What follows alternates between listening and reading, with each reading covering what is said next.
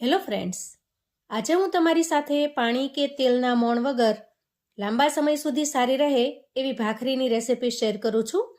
એકદમ step by step આ recipe એક વખત જોઈ લેશો તો જેને રસોઈ કરતા ન આવડતી હોય ને એ પણ આસાનીથી એકદમ પરફેક્ટ બનાવી શકશે. વળી પાણીનો ઉપયોગ ન કર્યો હોવાથી ભાખરી લાંબા સમય સુધી સારી રહેશે. તો ચાલો ઝડપથી રીત જોઈ લઈએ. સૌથી પહેલા આપણે એક મોટો વાટકો ભરી અને ઘઉંનો લોટ લઈશું. આ જે ઘઉંનો લોટ છે એ આપણે રોટલી કરવા માટે દળાવતા હોઈએ એ ઝીણો લોટ લીધેલો છે. તો હવે લોટને ચાળી અને આપણે ચોખ્ખો કરી લઈશું. મોટાભાગે ભાખરી ઘઉંના જાડા લોટમાંથી બનાવતા હોઈએ જેનાથી ભાખરી એકદમ સરસ ક્રિસ્પી બને છે. પણ જો તમારી પાસે જાડો લોટ ન હોય તો પણ આ રીતે રોટલીના લોટમાંથી પણ એકદમ સરસ મજાની ક્રિસ્પી ભાખરી બનીને તૈયાર થાય એ રીત હું તમારી સાથે શેર કરું છું. હવે જુઓ, અહીંયા આપણે એક મોટી વાટકી જેટલો રોટલીનો લોટ લઈ ચાળી અને ચોખ્ખો કરી લીધો છે. હવે આટલા લોટમાંથી કેટલી ભાખરી બનશે એ પણ આપણે અગાઉથી જાણી લઈએ. જુઓ, આ રીતે હાથનું માપ સેટ કરી અને તમારે ચેક કરી લેવાનું. આમ કરવાથી તમને પરફેક્ટ ખ્યાલ આવી જશે કે આમાંથી 4 ભાખરી બનશે. જો તમે બિગનર્સ છો અથવા તો હજી નવી રસોઈ કરતા શીખો છો તો આ ટ્રીક તમને ખરેખર ખૂબ જ ઉપયોગી થશે. આનાથી નહીં તમારી ભાખરી કે રોટલી વધારે બને કે નહીં ઓછી થાય. કે આપણે આટલા લોટમાંથી ટોટલ 4 ભાખરી બનાવીશું. હવે લોટમાં આપણે સ્વાદ પ્રમાણે મીઠું ઉમેરી દઈએ. અહીંયા જો તમે ચા માટે આ ભાખરી બનાવતા હો તો થોડું મીઠું ચડિયાતું રાખવાનું. એનાથી ચા સાથે ભાખરીનો ટેસ્ટ એકદમ અમેઝિંગ લાગે છે. અને હવે મીઠાને સારી રીતે મિક્સ કરી લઈએ. આજે આપણે જે ભાખરી બનાવીશું એમાં તેલ કે પાણીનો બિલકુલ ઉપયોગ કરવાના નથી. 2 સિક્રેટ વસ્તુથી ભાખરી એકદમ સરસ ક્રિસ્પી અને લાંબા સમય સુધી તમે એને સ્ટોર કરીને ઉપયોગમાં લઈ શકો એવી બને છે. તો હવે લોટની અંદર આપણે 3 થી 4 નાના ચમચા જેટલું ઘી ઉમેરવાનું છે. ઘીને અહીંયા મેં ઓગાળીને લીધેલું છે જેથી આપણને પરફેક્ટ માપનો ખ્યાલ આવે. જુઓ, ટોટલ 4 નાના ચમચામાંથી થોડું ઘી અહીંયા બચાવીને રાખું છું. જેની જરૂર પડે તો આપણે એને આગળ ઉપયોગમાં લઈશું. હવે આપણે અહીંયા જે ઘી ઉમેર્યું છે એ તેલની જગ્યાએ મોણ તરીકે વાપરેલું છે. અને ઘી ઉમેરવાથી ભાખરીનો ટેસ્ટ એટલો જબરદસ્ત બને છે કે જો તમે હંમેશા તેલથી બનાવતા હો અને ક્યારેય ઘીનો ઉપયોગ ન કર્યો હોય તો એક વખત આ રીતે બનાવજો.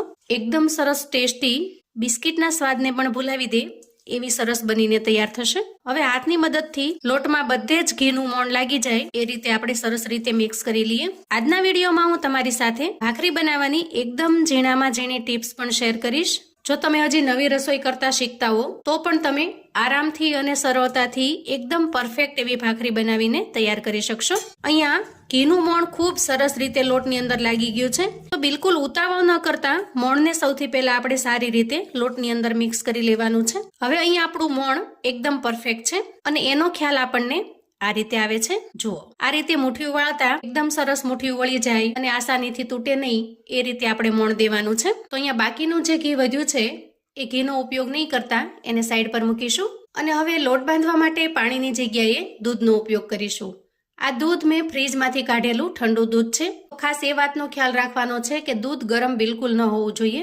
હવે ધીરે ધીરે કરી અને આપણે દૂધને ઉમેરતા જઈશું અને લોટની અંદર મિક્સ કરતા જઈશું. એકસાથે જાજુ દૂધ નહીં ઉમેરીએ, એમ કરવાથી લોટ ઝડપથી ઢીલો થઈ જશે. ખાસ કરીને દૂધ ઠંડુ લેવાનું કારણ એ છે કે જો દૂધ ઠંડુ હશે ને તો લોટ છે એની અંદર ઝડપથી મોઇસ્ચર નહીં આવે અને લોટ કઠણ રહેશે. ગરમ કે હુંફાળું દૂધ લેવાથી લોટ છે એ એકદમ ઝડપથી ઢીલો પડવા લાગશે.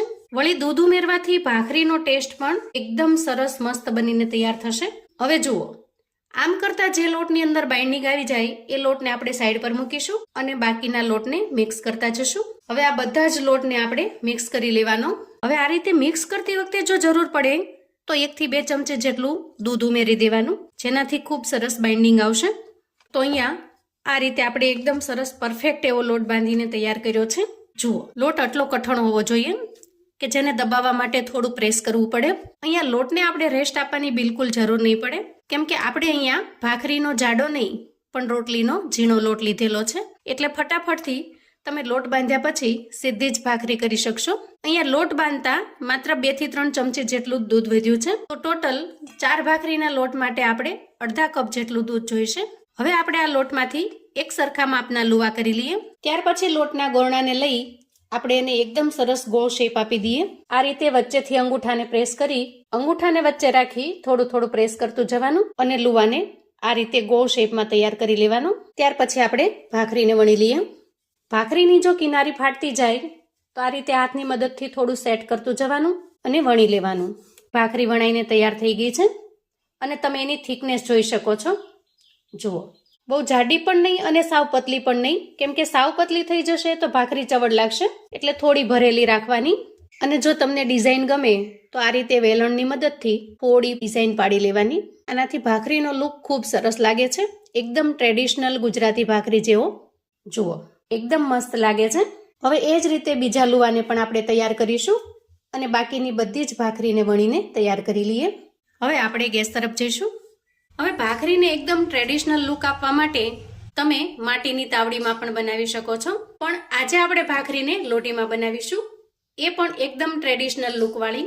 ગેસ ઓન કરી આપણે ગેસ ઉપર લોટી મૂકી દઈએ અને ગેસની મીડિયમ ફ્લેમ ઉપર લોટીને થોડી ગરમ કરી લઈએ.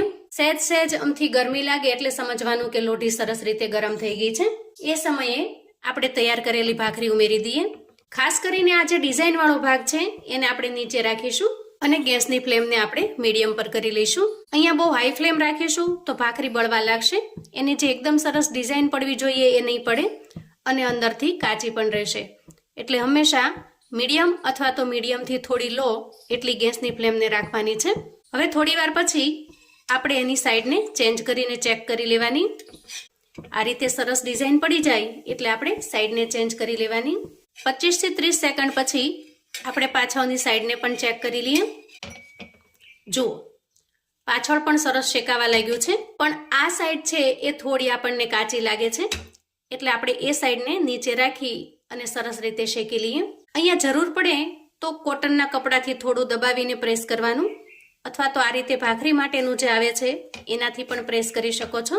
જુઓ, હવે પાછળ એકદમ સરસ શેકાઈ ગઈ છે અને ત્યાર પછી આ રીતે ગેસ ઉપર શેકી લઈશું અને બંને સાઈડ એકદમ સરસ શેકાઈ જાય, આ રીતે પરફેક્ટ તૈયાર થઈ જાય એટલે આપણે ફરી લોઢી મૂકી દઈએ અને એ જ રીતે બીજી ભાખરીને પણ શેકી લઈએ.